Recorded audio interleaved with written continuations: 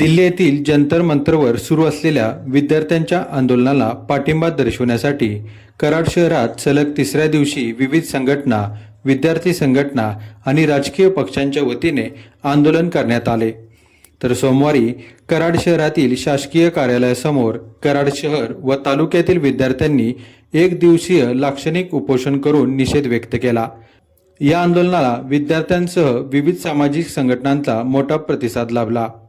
दिल्लीनंतर जंतर मंतर येथे आंदोलन करणाऱ्या विद्यार्थ्यांवर झालेल्या कथित लाठी हल्ल्याचा निषेध करत आंदोलनकर्त्यांनी केंद्र सरकार विरोधात जोरदार घोषणाबाजी केली। तसेच केंद्रीय शिक्षण मंत्री धर्मेंद्र प्रधान यांनी नैतिक जबाबदारी स्वीकारून तात्काळ राजीनामा द्यावा अशी ठाम मागणी आंदोलनकर्त्यांनी केली। आंदोलनात सहभागी विद्यार्थ्यांच्या हातात विविध मागण्यांचे फलक आणि बॅनर झळकत होते।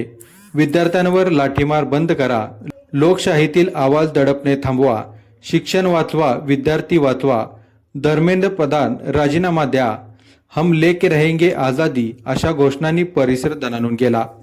यावेळी विद्यार्थ्यांनी शांततामय मार्गाने आंदोलन करत लोकशाही पद्धतीने आपला निषेध नोंदवला। दिल्लीतील आंदोलनकर्त्या विद्यार्थ्यांना न्याय मिळावा, विद्यार्थ्यांवरील कारवाईची चौकशी व्हावी आणि त्यांच्या मागण्यांवर केंद्र सरकारने सकारात्मक निर्णय घ्यावा अशी मागणीही आंदोलनकर्त्यांनी केली। यावेळी प्रशासनाने चोख बंदोबस्त ठेवला होता व पोलीस प्रशासनाकडून चहा पाण्याची व्यवस्था विद्यार्थ्यांसाठी करण्यात आली होती। हे आंदोलन लोकशाही मार्गाने दिवसभर सुरू होते। या आंदोलनामुळे विद्यार्थ्यांच्या प्रश्नांकडे प्रशासनाने गांभीर्याने लक्ष देण्याची मागणी अधिक तीव्र झाली आहे।